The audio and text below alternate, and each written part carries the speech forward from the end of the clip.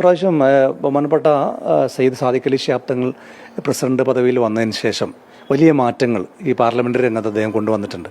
അതിനകത്ത് ഒന്ന് ഈ ലോക്കൽ ബോഡി ഇലക്ഷനിലാണ് 3 ടേം എന്നുള്ള വ്യവസ്ഥ നിർബന്ധമാക്കി. അപ്പോൾ പിന്നെ ഒരു രീതി നിയമസഭാ തെരഞ്ഞെടുപ്പിലും കൊണ്ടുവരുമെന്ന് അദ്ദേഹം ഇതിനകം വ്യക്തമാക്കി കഴിഞ്ഞു. 3 ടേം ഉള്ളവരെ മാറ്റി നിർത്തുക എന്ന് പറയുമ്പോൾ വലിയൊരു നിരയാണ്.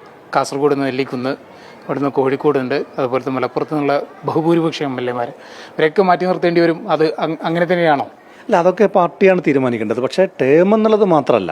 ഇപ്പോൾ നിയമസഭാ തെരഞ്ഞെടുപ്പിൽ നമ്മൾ നോക്കുമ്പോൾ പെർഫോമൻസ് കൂടി പരിശോധിക്കണം, അവരുടെ കോൺട്രിബ്യൂഷൻ, ഇതെല്ലാം പരിശോധിച്ച് വേണം അവരെ വീണ്ടും സ്ഥാനാർത്ഥിയാക്കണോ വേണ്ടതെന്ന് തീരുമാനിക്കേണ്ടതെന്നുള്ള അഭിപ്രായമാണ് യൂത്ത് ലീഗിനുള്ളത്. ലീഗിന് കൂടുതൽ സീറ്റ് അർഹതയുണ്ട് എന്ന് രാഷ്ട്രീയം നിരീക്ഷിക്കുന്ന എല്ലാവരും പറയാറുണ്ട്.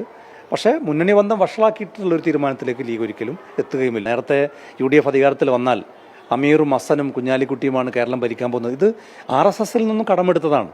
കേരളത്തിലെ മുഖ്യമന്ത്രിയാണ് ഈ അജണ്ട സെറ്റ് ചെയ്യുന്നത്. അതിനനുസരിച്ചാണ് AK ബാലൻ ആടിയത്. പക്ഷേ ഇതിനെല്ലാം മറികടക്കും കേരളം. ഇടതുപക്ഷ കക്ഷികളിൽ നിന്ന് UDFനകത്തേക്ക് വരുന്ന കക്ഷികളെ ഉൾക്കൊള്ളാൻ വേണ്ടി ലീഗ് എന്താണോ അതിൻ്റെ ഒരു ഷെയർ, ആ ഷെയർ തീർച്ചയായിട്ടും ലീഗിൻ്റെ ഭാഗത്തോളം ഉണ്ടാവും. കഴിഞ്ഞ പ്രാവശ്യത്തെ ലീഗിൻ്റെ സ്ഥാനാർത്ഥി നിർണ്ണയത്തിൽ ഏറ്റവും പുരോഗമനമായിട്ടുള്ളൊരു നീക്കമായിരുന്നു ഒരു വനിതാ മുഖത്തെ അവതരിപ്പിച്ചു എന്നാണ്. വിജയിപ്പിച്ചെടുക്കാൻ കഴിഞ്ഞു. ഇപ്രാവശ്യം ഒരു വനിതാ മുഖം ഉണ്ടാവുക, അതൊരു ഷുവർ സീറ്റിലായിരിക്കും, അതിൻ്റെ ഒരു വിജയം ഉറപ്പിക്കും എന്നുള്ള രീതിയിൽ തന്നെ ആകുമോ?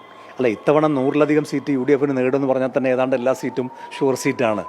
വനിതാ പ്രാതിനിധ്യം ഇത്തവണ എന്തായാലും ഉണ്ടാവും. അത് ആ വനിതാ നിയമസഭയിലേക്ക് ജയിക്കാൻ കഴിയുന്നൊരു സീറ്റും ആയിരിക്കും. ഫിറോസ് എവിടെയായിരിക്കും മത്സരിക്കുക? അത് പാർട്ടിയാണ് തീരുമാനിക്കേണ്ടത്. പാർട്ടി ഇപ്പോൾ മത്സരിക്കാൻ വേണ്ടി തീരുമാനിച്ചോ ഇല്ലയോ ഒന്നും അറിയില്ല. ചർച്ചകളിലൊക്കെ പോകാൻ പോകുന്നേ ഉള്ളൂ.